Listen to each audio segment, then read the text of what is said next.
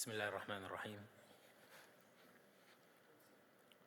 السيدات والسادة الحضور، أحييكم مجددا في لقائنا على هذه الأرض الطيبة الذي أضحى عنوانا للتواصل والانفتاح وخطوة أخرى في طريق جمعنا فيه هدف مشترك نسعى به إلى أن يتحول الحوار من مجرد أمل يراود الحالمين بغد أفضل إلى رؤى جماعية وثقافية مؤسسية ومشروع يتقدم بثقة وقوة. قوة هي خلاصة تجارب متنوعة تنوع الثقافات في عالمنا وتعدديته الغنية بأدبياته ولغاته وهوياته. لقد أضحت دولة كازاخستان علامة بارزة في تقارب الحضارات والحوار بين الأديان، لا سيما وأن جهود سيادة الرئيس قاسم جومارت توكاييف ومعالي الأخ العزيز دكتور مولين أشمباييف رئيس مجلس الشيوخ ورئيس الأمانة العامة لمؤتمر زعماء الأديان لا تخطئها العين، ولا أدل على ذلك من احتضان العاصمة الكازاخية الأستانا، هذا المؤتمر الذي يضم قادة الأديان وأبرز رجال الفكر للدورة الثامنة على التوالي خلال مسيرة شارفت على ربع قرن من الزمان. وأتوقع وأثق أن هدفنا في هذا الملتقى البارز هو تأكيد رؤيتنا للحوار باعتباره أبعد من مجرد عبارات تتبادل، بل هو ثقافة تؤسس بكل ما تتطلبه من الشجاعة والإصرار، خاصة حيث يكون الحوار المقصود حوار بين الأديان التي لا تشكل مجرد طقوس وشعائر، بل رؤى متكاملة للذات الإنسانية والآخر وللقيم الأخلاقية التي توجهها في بناء تعامل راق وعلاقة إنسانية راشدة وبناءة. السيدات والسادة، لقد واكبنا في مجلس حكماء المسلمين هذا المسار من الحوار، ونحن اليوم نعتز أنه بلغ مرحلة يتطلع فيها إلى الانسجام من أجل المستقبل.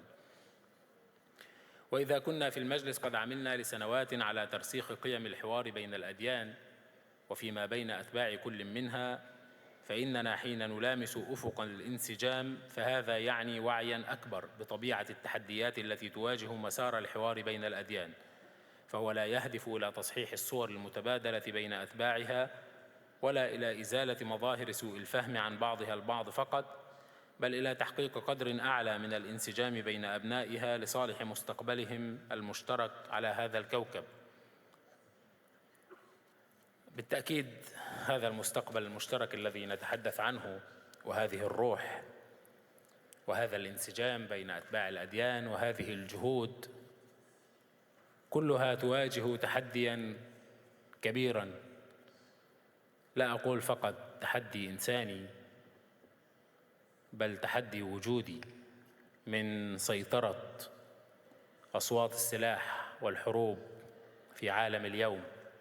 نعم، علينا أن نكمل، يجب أن نكمل.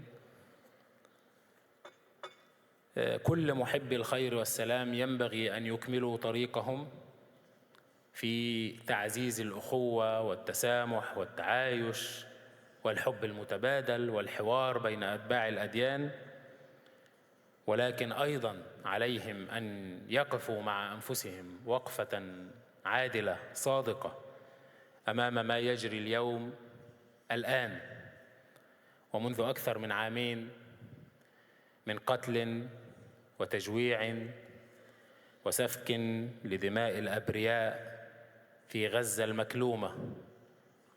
الحقيقة أنه ليس فقط منذ عامين تقريباً والدماء تسيل في غزة، ولكن منذ أكثر من 70 عام والدماء تسيل في غزة وفي فلسطين، ويحرم هذا الشعب وأبناؤه من كل الحقوق.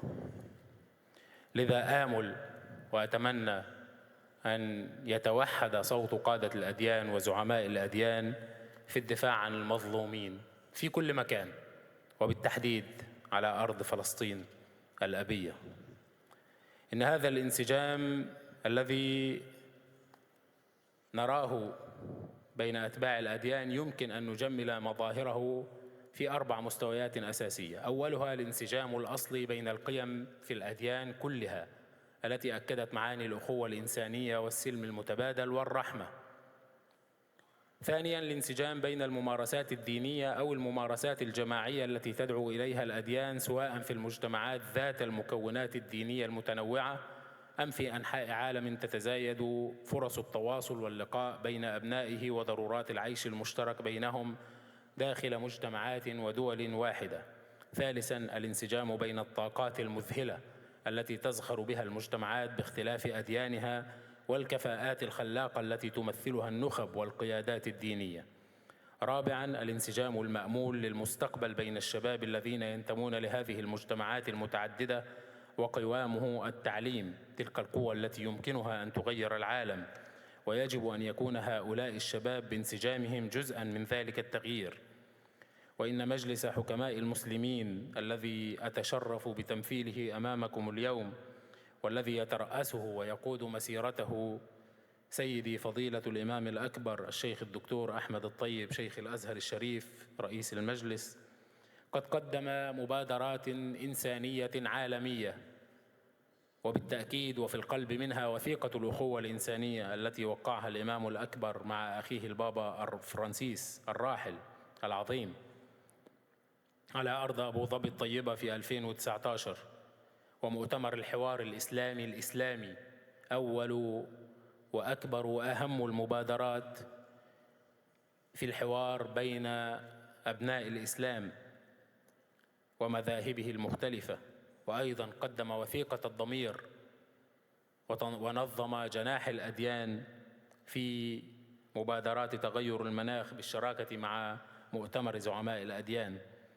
والآن يعمل المجلس مع الأزهر الشريف مع حاضرة الفاتيكان على وثيقة حول أخلاقيات الذكاء الاصطناعي، هذا التحدي الجديد المهم وفي نفس الوقت الحذر الذي نرى تطوره بشكل يحتاج إلى إطار قيمي وأخلاقي حتى يحقق هذا الإنجاز الكبير أهدافه للجميع.